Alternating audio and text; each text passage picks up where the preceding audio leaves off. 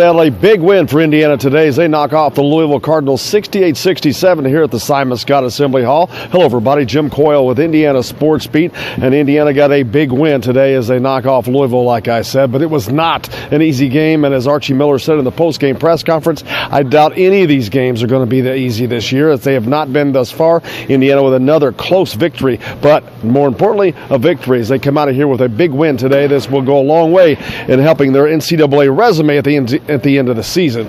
Louisville was looking for that resume builder as well as they came into the Simon Scott Assembly Hall looking to follow up on the upset they had of Michigan State from the Big Ten in the ACC Big Ten Challenge earlier this season, but it was not to be as Indiana fought and scrapped after trailing for most of the first half. Louisville owned the paint in the first half behind the great play of Jordan Nwora and Christian Cunningham. Those guys were beasts today. Nwora, 8 of 17, 4 of 8 from behind the arc. He had 24 points and 14 rebounds to lead the Louisville Cardinals and lead all scorers today. A big day for him. He was helped by Christian Cunningham, who was 4 of 6 behind the arc today as well. He had 16 points for Louisville, but it would not be enough as Romeo Langford leads the Indiana Hoosiers with 21 points today as he is their leading scorer once again.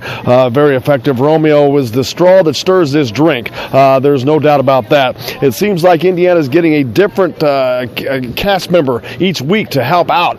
Juwan Morgan, a solid performance as always, 15-5 today. But today, Justin Smith, who has followed up his 9-rebound effort against Penn State the other night, 9 more rebounds again today. And more importantly, 0 turnovers for the big man.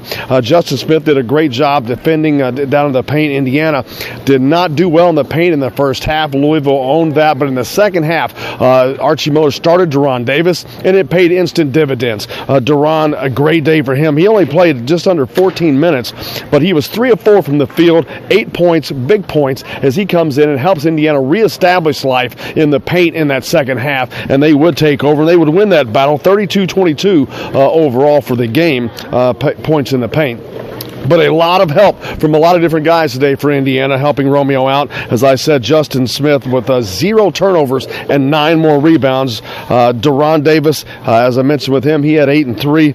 Rob Fennessy, another great job by the freshman point guard. He had played 33 minutes, was 3 of 5 behind the arc, but more importantly, ran this offense and stayed in there all game long as Indiana fought and scrapped. Like I said, they trailed for most of the first half. They just could not get over the hump. And then in the second half, they got within 1 point, and they had 3 or 4, maybe 5 trips where they had the opportunity to take the lead in this game, but they couldn't get it done until they finally get over that hump.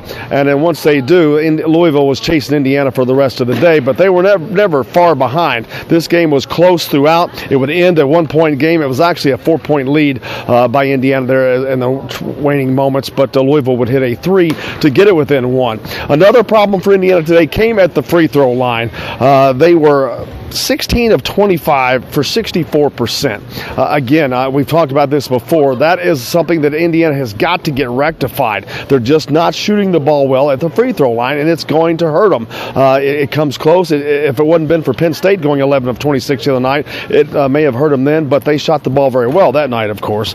But today, 16 of 25, 64%. Now, behind the three-point line, not much better either. They were 4 of 14 for 28%. But this is a team that makes its bread and butter at the 2-point free throw percentage, and they, again, 49%. They're one of the tops in the country right now. They're 7th in the country with field goal percentage, so they're doing a great job there, but they need to improve behind the arc and at the free throw line, of course, as they continue to go forward. They have a game now. They have some time off before they play Butler next Saturday, a little time. They played 10 games in 30 days, and now they've only got 1 in the next 10 days, so they'll get a little rest, but they've got plenty of things that they've got to get taken care of, and at the free throws are just one of those. But a great day by Indiana. They come out of here with a huge win, very important win for their NCAA resume later on at the end of the season. Getting help from across the board. Romeo, like I said, leads this team with 21 points. He leads the Big Ten in free throw attempts, by the way.